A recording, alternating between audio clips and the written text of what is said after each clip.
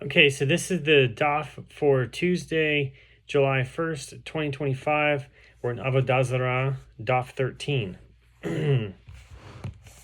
So at the end of 12, it says, what is the reason that they are permitted, as the verse states, and there shall cleave nothing dedicated to your hand, Deuteronomy 13:18. The item is dedicated to idol worship. From here it is derived that it is prohibited to derive benefit from idol worship. Okay, but now we're in daf 13, but it is permitted to cause benefit.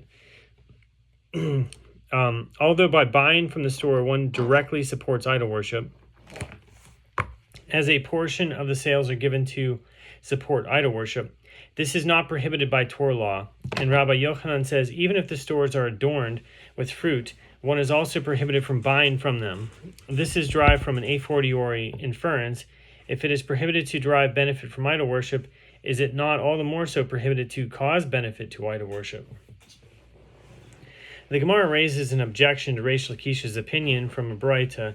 Rabbi Natan says, on the day in which a reduction is made from the tax in honor of idol worship, they announce and say, anyone who takes a wreath of roses and places it on his head and on the head of his donkey in honor of the object of idol worship, his tax will be reduced.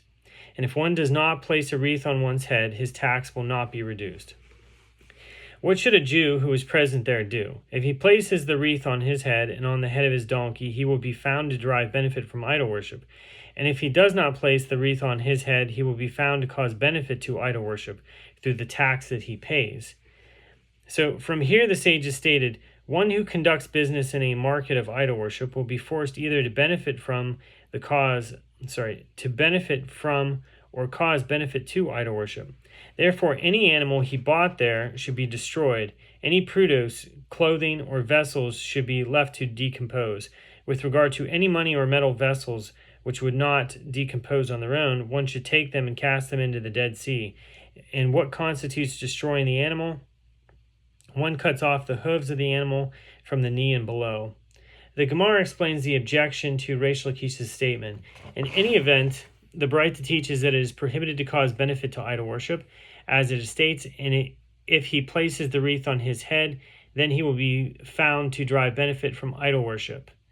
And if he does not place the wreath on his head, he will be found to cause benefit to idol worship. How then can Reish Lakish claim that it is permitted to cause benefit to idol worship? So Rav Mishar Shia, son of Rav Edi, said, Rabbi Shimon ben Lakish holds as follows. The rabbis disagree with Rabbi Natan, whose opinion is cited in the Braita, and I spoke in accordance with the opinion of the rabbis who disagreed with Rabbi Natan. The Gemara notes, and Rabbi Yochanan, who rules in accordance with the statement of Rabbi Natan, holds that the rabbis do not disagree with Rabbi Natan. Rather, everyone agrees that it is prohibited to cause benefit to idol worship. The Gemara asks, and is it so that they do not disagree? But isn't it taught in a Braita, one may go to a fair of Gentiles, whose purpose is to honor to idol worship and buy from the Gentiles animals and slaves and maidservants. As the purchase raises the items to a more sanctified state, he may buy houses, fields, and vineyards from them, due to the mitzvah to settle Eretz Yisrael.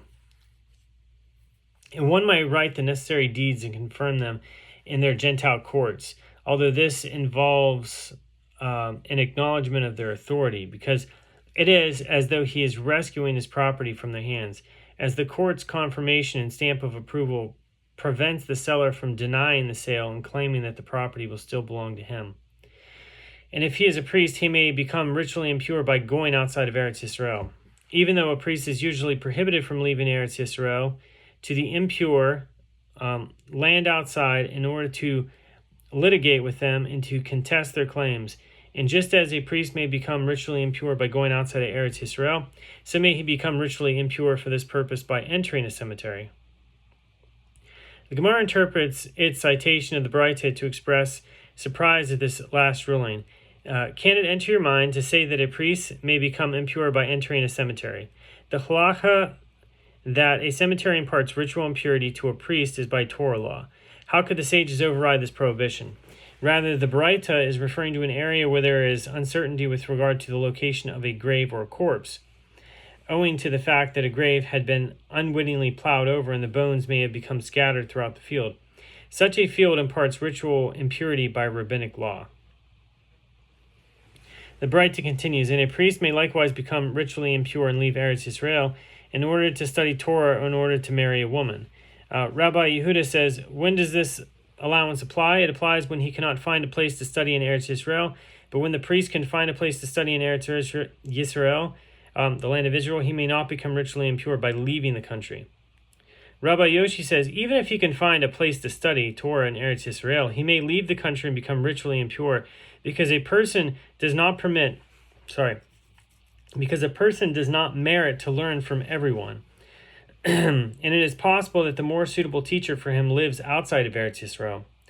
Rabbi Yoshi says in support of his opinion, there was an incident involving Yosef the priest who followed his teacher to the city of Sidon, outside of Eretz Yisrael, to learn Torah, even though the preeminent sage of his generation, Rabbi Yochanan ben Zakkai, lived in Eretz Yisrael.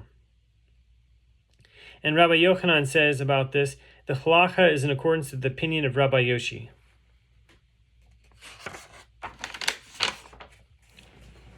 The Gemara returns to the issue at hand. This Braita apparently indicates that the rabbis do disagree with Rabbi Natan, as they hold that it is permitted to buy items from a Gentile fair and cause benefit to idol worship, whereas the ruling of Rabbi Natan is a minority opinion.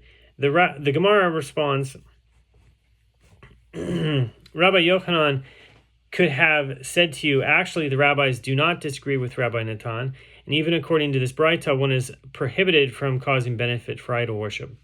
The Gemara elaborates, in the fact that the Braita permits buying at a Gentile fair is not difficult, as here, where Rabbi Natan prohibits buying objects from a Gentile fair, he states his ruling with regard to one who buys from a merchant, as a tax is taken from him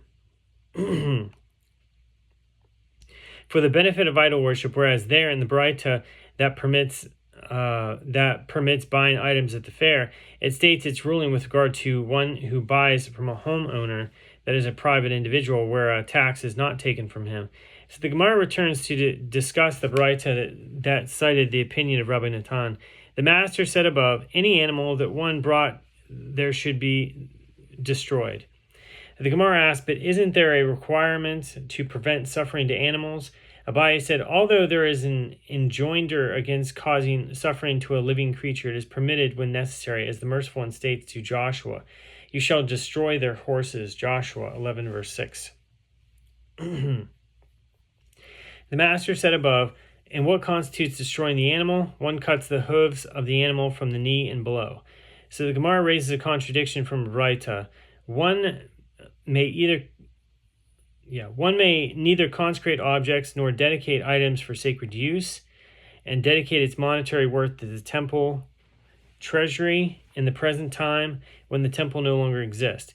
And if one did consecrate or dedicate or evaluate items for sacred use, the presence of these items might lead to the violation of prohibition against using consecrated property. Therefore, if one designated an animal, it should be destroyed. If he dedicated produce, garments, or vessels made from materials that decompose, he should store them until they decompose.